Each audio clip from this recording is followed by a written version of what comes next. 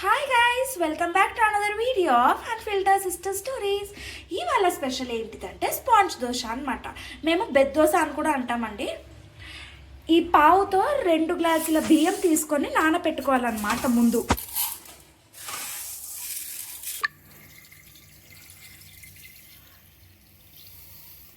2 glasses తీసుకున్నాము.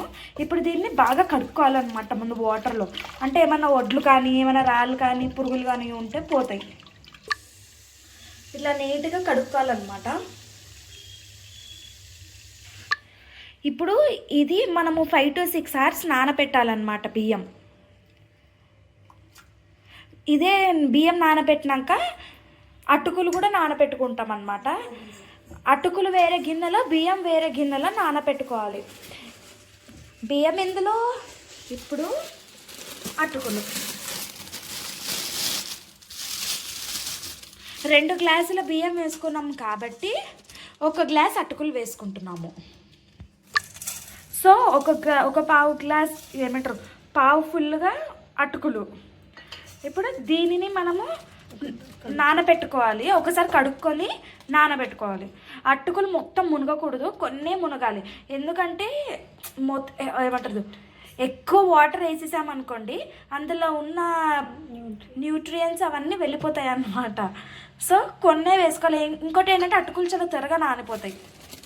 So ఇలా నీట్గా వాష్ చేసుకోవాలన్నమాట. సో ఇప్పుడు ఇందులో నీళ్ళు పోసుకుందాము.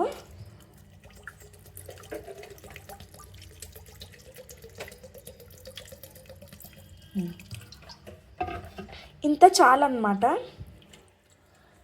ఇంకోటి ఏంటంటే అటుకులు నాన్నాక అటుకులు ఏమంటారు లావ్ అవుతాయి కొంచెము. సో ఇప్పుడు ఇది ఇంకా బియ్యంది 2 సపరేట్గా నానబెట్టుకున్నాం కాబట్టి ఇప్పుడు ఈ బియ్యంలోనూ కొంచెం మన పిడికెడంత మినపప్పు వేసుకుందాము.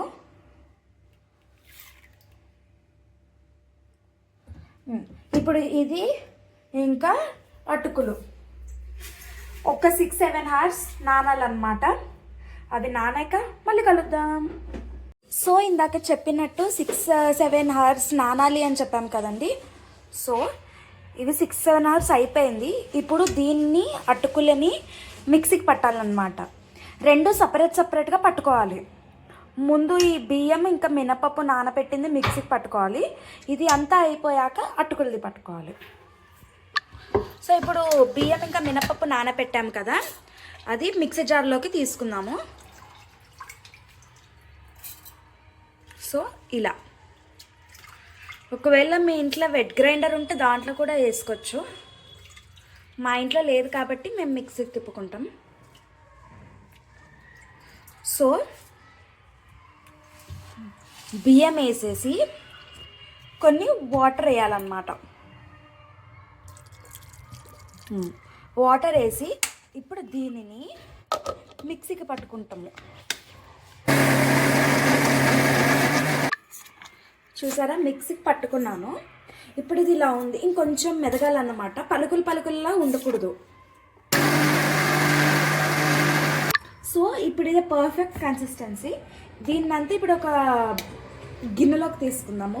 గిన్నె అయినా తీసుకోవచ్చు. మేము ఇది డబ్బా తీసుకుంటున్నాం అన్నమాట. ఎందుకంటే మేము స్టోర్ చేసుకోవడానికి కొంచెం ఫ్రిడ్జ్లో కొంచెం బయట పెడతామన్నమాట. సో ఇలా మొత్తము ఇవంతా వేసుకున్నాక మళ్ళీ కలుద్దాం. బియ్యం మొత్తము ఇట్లా పిండి చేసేసుకున్నాము. ఇప్పుడు అటుకులు అన్నమాట. అటుకులు కూడా సపరేట్గా మళ్ళీ వేసుకోవాలి. అటుకులు మిక్సీ జార్లో వేసుకొని కొన్ని వాటర్ వేసుకొని మిక్సీ తిప్పండి.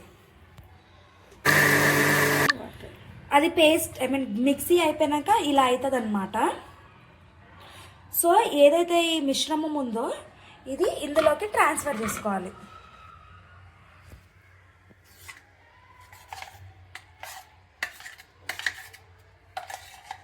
సో ఇప్పుడు ఇదంతా అయిపోయాక మళ్ళీ కలుస్తాం.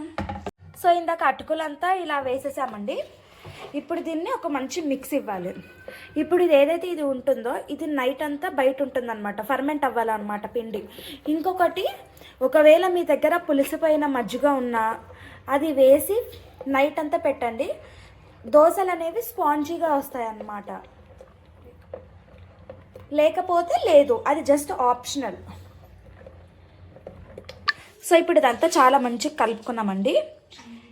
ఇప్పుడు దీనిని ఓవర్ నైట్ ఫర్మెంట్ అవ్వాలన్నమాట. సో దీనిని కదిలియకుండా ఒక మూలకు పెట్టేస్తున్నాం. ఇప్పుడు ఇదంతా ఫర్మెంట్ అవుతుంది. నైట్ మాత్రం మజ్జిగ వేసి పెడతామన్నమాట. అప్పుడు మళ్ళీ ఒక షార్ట్ తీస్తాను. బాయ్. సో ఇది ఓవర్ నైట్ పెట్టామన్నమాట. ఫర్మెంటేషన్ కూడా అయిపోయింది. ఇప్పుడు ఇందులోకి ఉప్పు వేసేస్తామన్నమాట. సోడా వేయమండి, ఉప్పు ఒకటే వేస్తాము.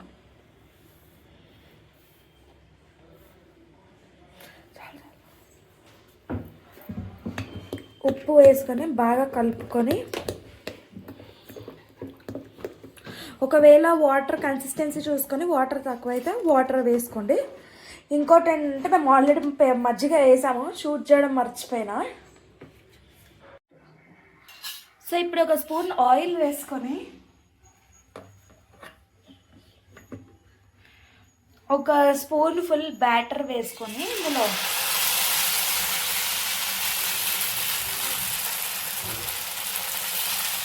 సో ఈ ప్లేట్ ముయ్యాలన్నమాట. అది లోపల క్రిస్పీగా అవుతుంది. ఇప్పుడు ఒకసారి చూసుకోండి ఫ్రెండ్స్, చూడండి.